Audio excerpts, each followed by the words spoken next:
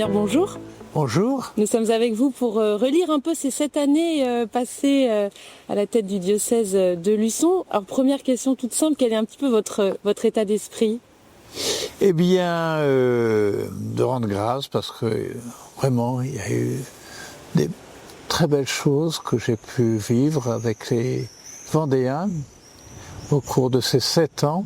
Des souvenirs un peu moins faciles aussi, des combats menés, des épisodes un peu conflictuels quelquefois.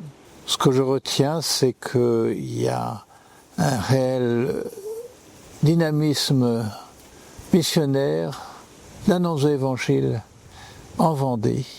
Une église qui évolue, une église qui doit s'adapter au monde d'aujourd'hui, mais toujours dans la perspective d'annoncer l'Évangile, de faire rayonner l'Évangile auprès de tous les habitants de Vendée. Je sais que je suis de passage, que ce passage est en train de se finir, mais que la mission continue bien sûr, et avec confiance, je crois que le diocèse de Luçon peut envisager l'avenir.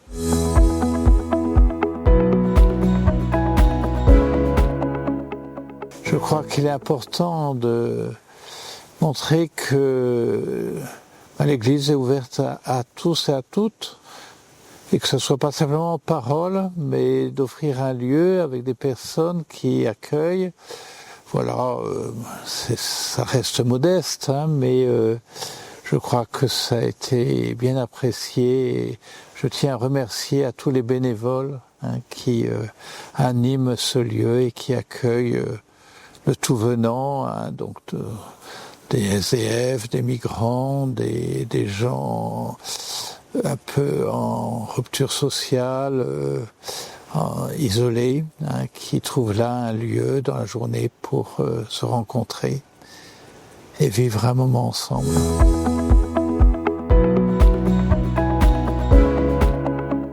Pour moi, c'est des moments vraiment très forts, aussi plutôt paisibles, je dirais, même si, voilà, il y a une variété de personnes, et je suis là aussi très admiratif pour ceux qui ont lancé les Fratelli et l'attention qu'ils donnent aux personnes. Alors non seulement le temps du pèlerinage, mais aussi au cours de l'année. C'est une très belle réalisation qui honore l'église à Luçon. Le principe, c'est que ça soit un vrai pèlerinage, avec des temps de prière, d'enseignement, de partage, et donc avec une grande vie fraternelle. Et voilà, ça va de bébés jusqu'à des grands-parents, des gens plus âgés. Voilà, aussi ce mélange de générations est très riche. Alors, j'étais un peu inquiet parce que je voyais le nombre diminuer d'année en année, et puis il y a eu le Covid qui a interrompu. La reprise a été difficile, mais donc la dernière édition, était la plus nombreuse, plus de 1000 personnes. Mais surtout, c'est pas le nombre qui importe le plus, c'est que il y a maintenant parmi les organisateurs, les animateurs, beaucoup de travail de préparation en commun, en amont, et ça se ressent pour l'unité de l'ensemble du pèlerinage en respectant la diversité, avec donc des initiatives nouvelles comme les jeunes en service auprès des personnes malades ou des personnes handicapées. On sait l'importance du pèlerinage de Lourdes pour les Vendéens. C'est au début des pèlerinages, à la fin du 19e siècle, un des pèlerinages qui impressionnait le plus là-bas. Je crois que c'est une tradition vivante à renouveler. Enfin, effectivement, il faut sans cesse s'adapter, mais avec actuellement une très bonne équipe qui... je remercie en particulier François Garnier pour coordonner l'ensemble, mais avec pour les jeunes, etc. Stanislas. Mais si je commence une numération, je vais en oublier, donc je vais m'arrêter là. Donc bravo et merci Seigneur. Et merci Notre-Dame de Lourdes et Sainte Bernadette.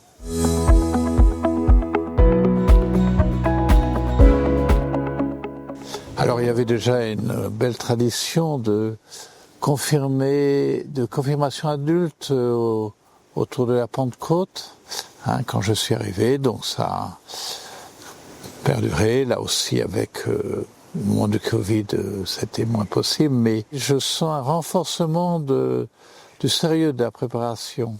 Et alors ce qui a explosé, si je puis dire, c'est le nombre de catéchumènes.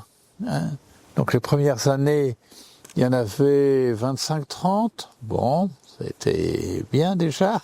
Mais là aussi, c'est pas simplement une question de nombre, c'est que on sent vraiment un réveil, une soif spirituelle, particulier chez la génération des 15, 35, 40 ans. Et aussi, on sent dans la motivation, dans l'expérience spirituelle déjà qu'ils ont quand ils viennent frapper à la porte, quelque chose de très fort. Aussi la soif d'une religion incarnée, qui passe par les sens. Ils sont souvent très demandeurs de pèlerinage, d'adoration, de belles célébrations. Et en même temps, une soif beaucoup viennent aussi sensibles aux racines chrétiennes de la France. Dieu sait si, dans le discours officiel, c'est pas la mode, et en tous les cas, on voit que c'est aussi en entrant dans une église, vous avez pris l'habitude de trouver un lieu de paix et un lieu habité par une présence. Bon, puis bien sûr, l'exemple de chrétiens qu'ils ont rencontrés. Ce qui me frappe aussi, c'est que ils disent, quand on rencontre des chrétiens, on se sent accueilli, écouté, on sent qu'on peut être soi-même, qu'on peut dire ce qu'on a sur le cœur avec une grande liberté, et qu'on ne trouve pas ça forcément dans une société qui est tolérante, mais qui est souvent très intolérante ou très indifférente en tout cas. Moi, je rends hommage à tous les générations de chrétiens qui ont vécu des temps difficiles où tout partait à volo, mais qui sont restés fidèles, et je crois que c'est grâce à leur fidélité qu'aujourd'hui, des nouvelles générations se lèvent et oui, il y a un temps, ceux qui étaient en recherche spirituelle, c'était tout sauf l'Église catholique. Aujourd'hui, c'est une génération qui trouve ce qu'elle cherche plutôt dans l'Église catholique.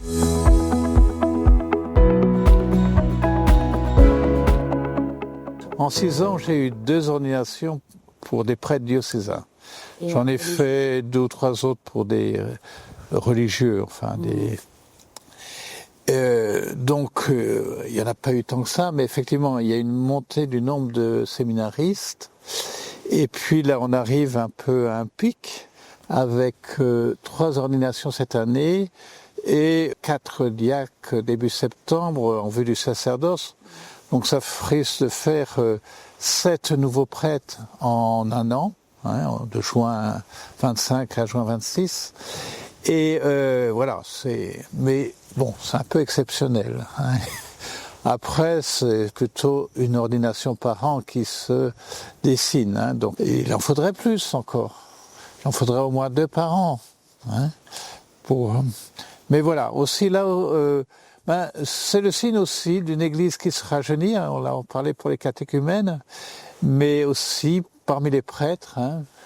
7 nouveaux prêtres dans un an, sur 2 ans, c'est un rajeunissement sensible des prêtres en Vendée, et je crois que là aussi c'est une grande grâce, et Même si, ils arrivent avec justement la fougue de leur jeunesse et ils vont peut-être un peu bousculer les choses. Mais je dois aussi dire que je les ai vus évoluer. Donc c'est ceux qui rentraient au séminaire quand je suis arrivé. C'est là, sur les 2 premières années. Et que on sent que tout le temps du séminaire n'est pas complètement inutile et que ils sentent mieux ce qu'est l'Église dans sa diversité et notre Église en Vendée et que ils savent tout ce qu'ils doivent aussi aux générations de prêtres précédents et je crois qu'ils apportent aussi un esprit de communion avec leur propre sensibilité de cette génération d'aujourd'hui.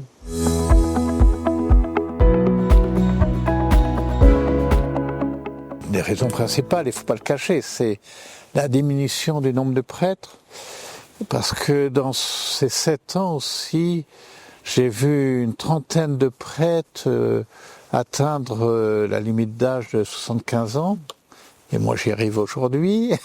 Si on a encore relativement un nombre important de prêtres, mais en comptant les fidei-donum, on doit être à peu près à 80 de moins de 75 ans, ou sont trop jeunes, ou sont fatigués pour prendre la charge de curé, qui est effectivement une charge de plus en plus lourde. Le fait de l'agrandissement des paroisses ne facilite pas ça, mais voilà, on n'a fait pas trop le choix. C'est aussi parce que les modes de vie évoluent. On a besoin, je crois, d'un centre un peu fort où on est assuré d'avoir la messe tous les dimanches, et puis, mais aussi de s'organiser sur les paroisses pour que ceux qui sont plus loin dans la campagne ne soient pas abandonnés. Donc, peut-être le point principal de cette réforme, c'était d'instituer, demander aux paroisses de créer des communautés ecclésiales de proximité qui regroupent 3 ou 4 communes ou tout un quartier d'une grande ville, et avec une équipe d'animation, de suivi, de coordination, donc de laïcs, bien sûr, là, pour que tout soit par ramené au centre, mais qu'il y ait vraiment une vie de communauté chrétienne, et en particulier dans les espaces qui sont loin du centre. Donc c'est un peu un défi, mais je crois qu'on a pris les moyens pour faire face à ce défi. Alors ensuite, c'est une question d'hommes et de femmes sur le terrain, mais j'ai confiance. Et souvent, ceux qui se mobilisent le plus, c'est ceux justement qui sont dans le rural, en particulier pour les sépultures. Alors, là, j'ai trouvé ça en arrivant, mais je suis admiratif de toutes les équipes qui accompagnent les familles en deuil, qui conduisent les sépultures avec les prêtres aussi sont partie prenante, mais ils ne peuvent plus tout y faire. Et donc, voilà. Avec un suivi de formation, des relances sans cesse, pour que les équipes puissent se renouveler. Et là, il y a une belle continuité depuis au moins une trentaine d'années en Vendée. Et là aussi, même, rendons grâce au Seigneur pour cette attention.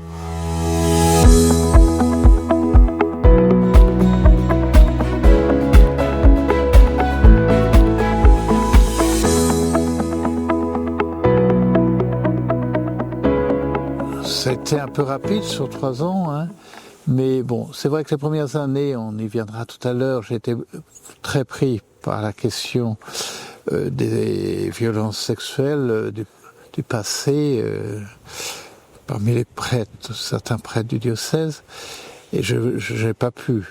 Ensuite, il y a eu les 2 années de Covid, donc il y a eu que les 3 dernières années, donc j'ai mis comme priorité sur ces 3 dernières années ces visites pastorales.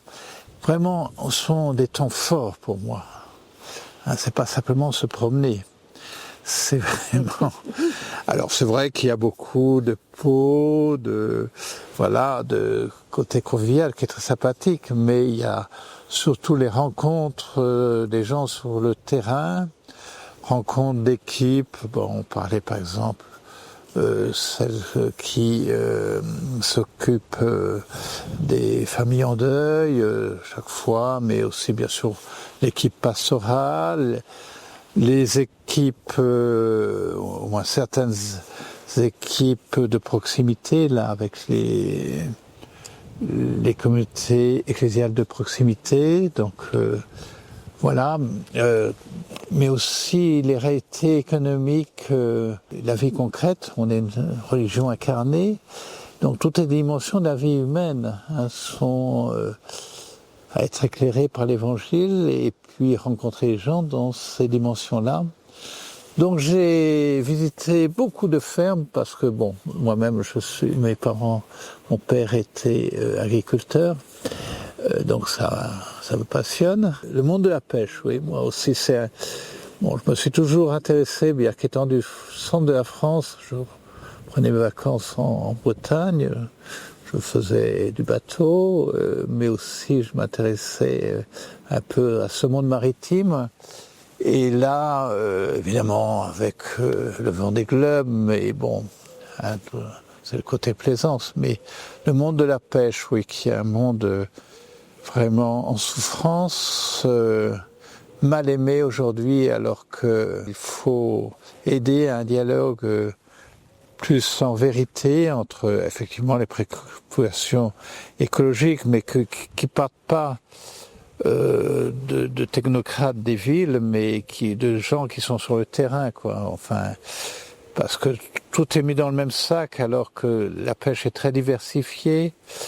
Eux-mêmes sont conscients qu'il ne faut pas faire de surpêche, qu'il y a des méthodes de pêche qui doivent évoluer, mais si ça pouvait se faire davantage en dialogue, enfin, je donne un message ici en faveur, enfin, qu'on écoute davantage les marins pêcheurs.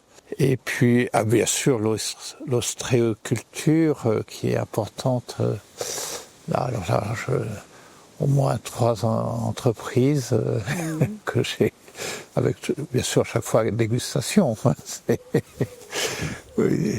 Bon, et puis pour revenir chez les agriculteurs, il y a vraiment un souci de beaucoup d'agriculteurs de diversifier les produits, de vente à la ferme, avec transformation à la ferme, yaourt, glace. Voilà, on sent là toute l'inventivité et l'esprit d'entreprise des Vendéens, y compris donc dans l'agriculture et puis bien sûr dans l'industrie. Alors là aussi, très grande diversité, beaucoup aussi dans les pièces de précision, là plusieurs entreprises. En Vendée en général, j'ai trouvé une grande attention pour le bien-être des ouvriers, voilà, une participation. C'est l'esprit vendéen qui perdure, hein, c'est pas simplement de l'après-guerre, mais encore aujourd'hui. Voilà, et puis, bon, par exemple, à Luçon, on a l'impression, voilà, au moins 2 entreprises remarquables, une de plaques funéraires, mais qui est à la pointe est toujours attentif à voir l'évolution des demandes et d'être voilà, et des gens passionnés, mais aussi pour des structures de verrières très spéciales, pour des œuvres, des bâtiments remarquables. Enfin, donc c'est pas de production en série, mais c'est voilà, donc 2 entreprises à Luçon même qui m'ont marqué. Voilà, mais je pourrais en citer beaucoup d'autres. Bon, voilà. Mais il fallait pas me lancer là-dessus.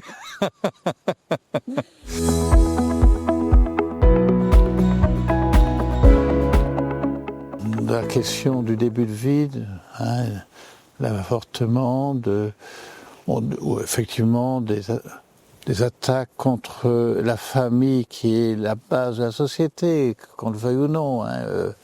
Une société grandit, perdure parce qu'il y a un homme et une femme qui se rencontrent et qui fondent une famille, qui ont des enfants, et aussi c'est dans le fondement des générations dans une famille et puis entre frères et sœurs que on apprend à vivre en société. Enfin, je dis pas, bon, d'autres peuvent avoir d'autres modes de vie, mais si on dévalue, si on ne met plus au centre la famille comme fondement de la société, on se suicide, on entre dans une décadence qui va amener des périodes de barbarie. Voilà, je dis ma conviction. Et puis la fin de vie. Je me souviens, donc il y a maintenant 15 ans, c'était au moment mariage pour tous, etc. Mais déjà, donc quand j'étais à Mende, évêque de Mende, j'avais écrit un éditorial disant la prochaine bataille est peut-être la plus difficile et la plus vitale, ça sera la fin de vie. Et j'avais mis en garde contre le fait que c'est pas une loi qui favorise la liberté individuelle, peut-être de quelques-uns, mais c'est une loi qui mettra la pression sur les personnes âgées pour leur faire comprendre qu'ils sont de trop. Et c'est vrai que souvent, même des personnes âgées disent il vaudrait mieux que je parte. Mais c'est une façon aussi d'un appel au secours, c'est qu'ils ont besoin d'entendre dire, et surtout des gestes et des présences, qu'ils comptent pour nous. Et pour moi, cette loi instille dans les esprits peu à peu un poison, c'est-à-dire, finalement, oui, il vaut mieux que nos anciens, dès qu'ils sont un peu en charge, disparaissent, alors qu'on leur doit tout. Et c'est toute la solidarité entre les générations qui est sapée, et ceux qui prônent cela en seront victimes quand ils seront vieux. Donc ayons un peu plus de lucidité à long terme sur ce que produira cette loi, qui est une loi très nocive. Alors il nous faut un peu de courage, effectivement, pour avoir une solidarité entre générations avec les plus faibles, parce que c'est effectivement ceux qui ont le moins de moyens qui seront le plus poussés à se résigner à ce qu'on les euthanasie. Bon, là aussi c'est un sujet qui me tient particulièrement à cœur. Bon, j'ai vu mourir, mes parents, je sais que ce sentiment d'impuissance devant, mais aujourd'hui on ne supporte plus de pouvoir rien faire, et puis d'une présence effectivement qui coûte en temps, mais c'est aussi toute notre relation au temps qui est en cause là-dedans.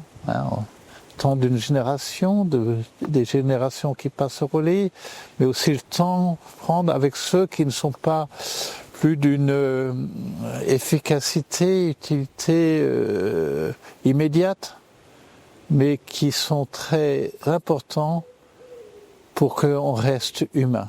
Les personnes âgées et les plus pauvres, c'est eux qui peuvent nous apprendre, qui peuvent nous apporter un plus d'humanité qu'on est en train de brader, et c'est vraiment triste à pleurer.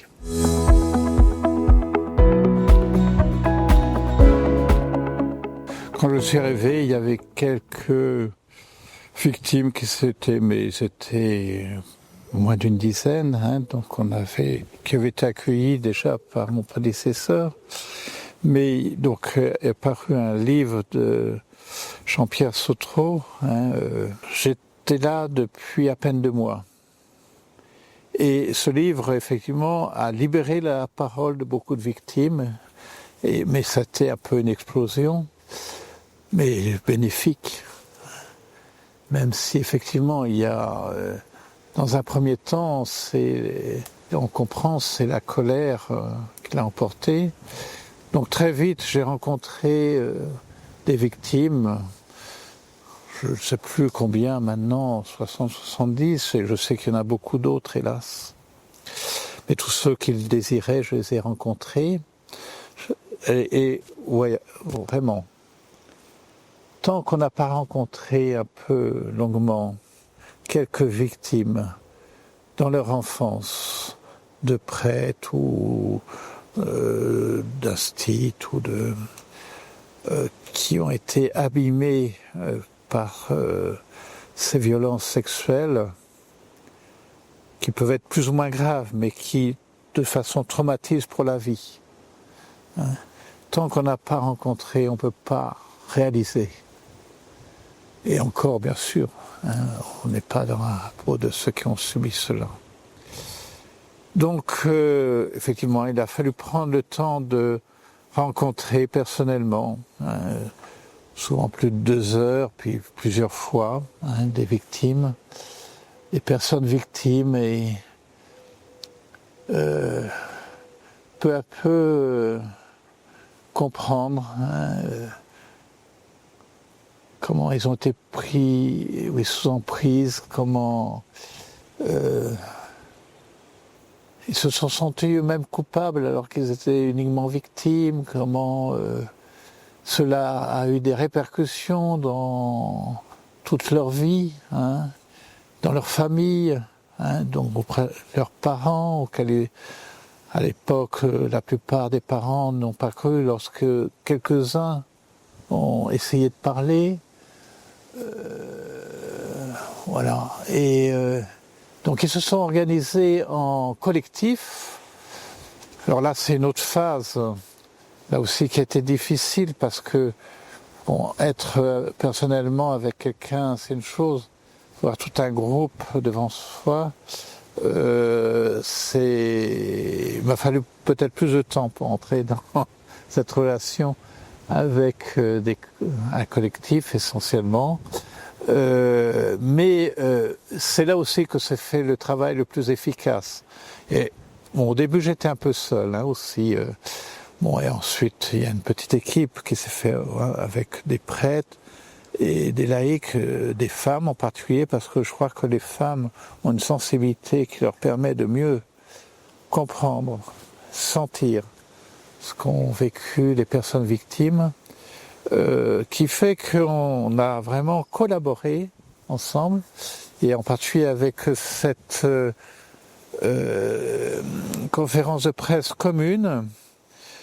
C'était en novembre, je ne sais plus quelle année, 19 ou 20, oui, qui, on n'a pas fait un discours commun, chacun, bon, moi j'ai parlé au nom du diocèse, on donnait la parole à plusieurs victimes, mais c'était un peu un acte fondateur. Ensuite, bon, il y a eu une célébration un peu retardée à cause du Covid, donc à la cathédrale, et puis beaucoup de rencontres, puis ensuite tous les liens avec l'INIR, c'est-à-dire l'instance de réparation, évidemment qui était très en dialogue avec nous, très en dialogue avec les victimes, enfin voilà, ça, tout cela. Donc c'est vrai qu'on était un des premiers diocèses à reconnaître officiellement et faire acte de repentance et de reconnaissance.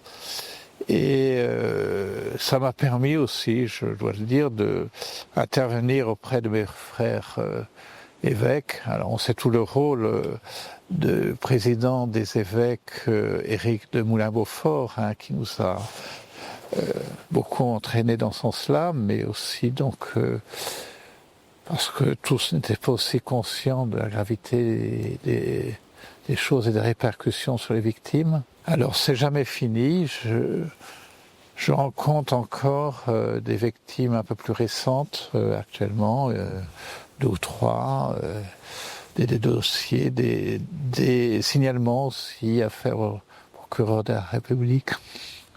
Voilà, c'est effectivement, enfin c'est abominable que des hommes prêtres au nom qui doivent vivre et annoncer l'évangile aient pu servir de leur pouvoir. C'était pour abuser d'enfants, quoi. Ce que je tiens à dire, c'est que le rapport Sauvé est véridique dans le fond,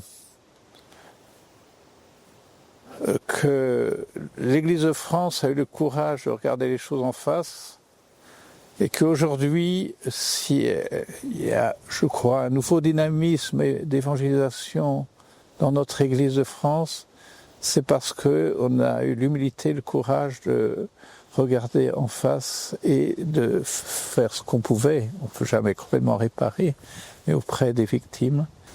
Et si on a permis à toute la société française de prendre un peu conscience de la gravité et qu'il faut prendre les moyens de prévenir tout cela, eh bien, voilà, c'est loin d'être du temps perdu, bien sûr.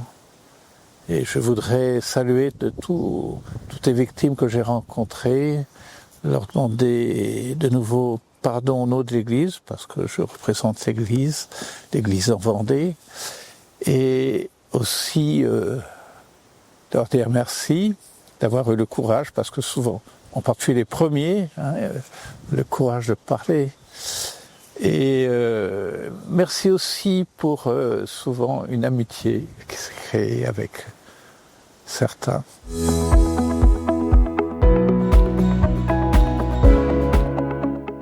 L'enseignement catholique est particulièrement présent en Vendée, scolarise à moitié, un peu plus même maintenant,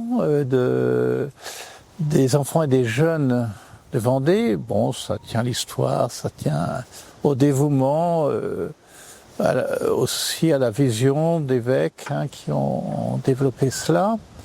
Donc j'ai pris l'héritage. Il fallait sans doute un nouveau souffle. Bon, il y a très bon travail qui se faisait, mais peut-être un peu enroulé sur l'acquis.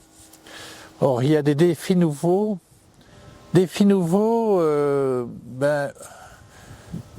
est dans une période où on s'est un peu perturbé, je dirais, la société française et des remises en cause.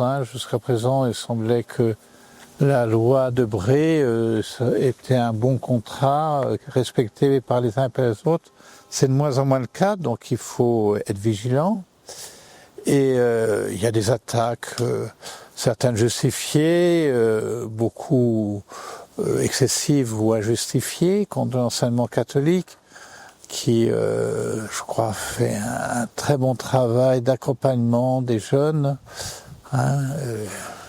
Et la focalisation sur un ou deux cas est injuste pour tous les autres établissements. Donc c'est un enseignement chrétien, donc effectivement accueillant à tous, respectant les programmes qui nous sont donnés par l'éducation nationale, acceptant les contrôles de l'éducation nationale, mais le caractère propre, on n'est pas simplement une suppléance de l'éducation nationale. Le caractère propre est reconnu par la loi française et nous, c'est notre devoir d'annoncer l'évangile, de rayonner de l'évangile. Donc en le vivant l'évangile d'abord, par les valeurs évangéliques donc qui inspirent l'enseignement catholique, mais aussi d'annonce de l'évangile. On voit cette soif de cette nouvelle génération. On voit une génération qui est plus décomplexée sur les questions religieuses. Les jeunes chrétiens ont moins honte. Ben voilà, donc ça va dans le bon sens. Dire nos convictions, notre foi, ce n'est pas manquer de respect pour les autres, c'est au contraire entrer en dialogue. Voilà. Et certains voudraient nous empêcher de le faire. Aussi dans l'enseignement catholique, quelquefois, dans une certaine conception du respect, il fallait se taire, non. Hein. Le dialogue demande effectivement que l'on se parle. Hein. Et donc c'est dans cette optique-là qu'il y a ces nouvelles orientations.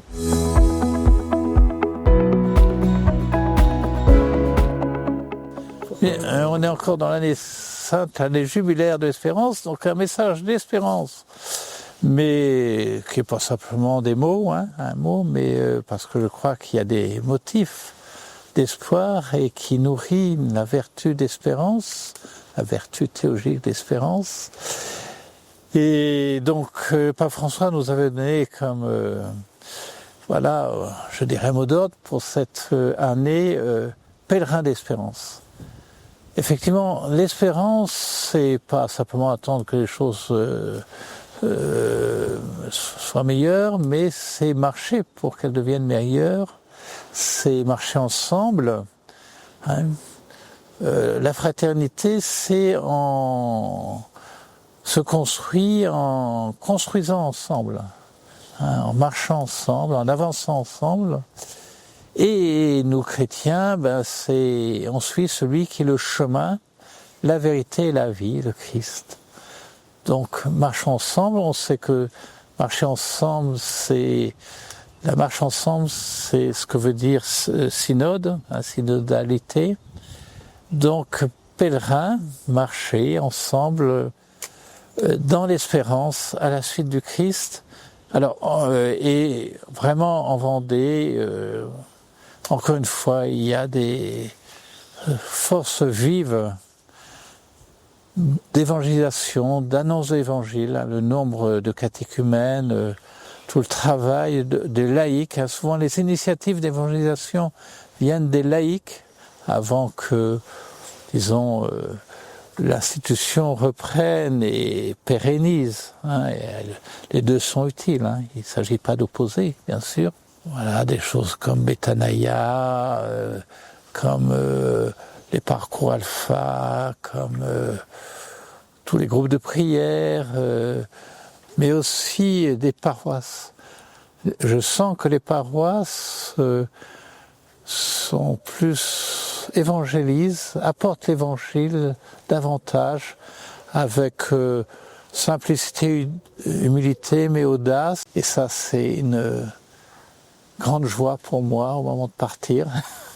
Et un grand motif d'espérance, parce que c'est là aussi, dans les paroisses, que se vivent les sacrements, parce que tout le processus d'évangélisation, c'est non seulement l'annonce de la foi, le désir de connaître Dieu, mais c'est aussi entrer dans la grande famille de Dieu, et cela par les sacrements, où c'est le Christ vivant au milieu de son Église qui agit, qui baptise, qui se donne dans l'Eucharistie, qui nous attire vers le Père, qui nous apporte la miséricorde du Père par le pardon des péchés, qui dans le soulagement des malades aussi, et aussi qui consacre les états de vie comme le mariage ou bien effectivement le diaconat, la prêtrise. Une église de plus en plus, qui rayonne de plus en plus de l'évangile. Je crois que c'est vrai, c'est pas pour flatter, mais que je le ressens profondément et que c'est, voilà, pèlerin d'espérance, continuons à l'être, non seulement pour l'année jubilaire, mais pour toutes les années qui viennent.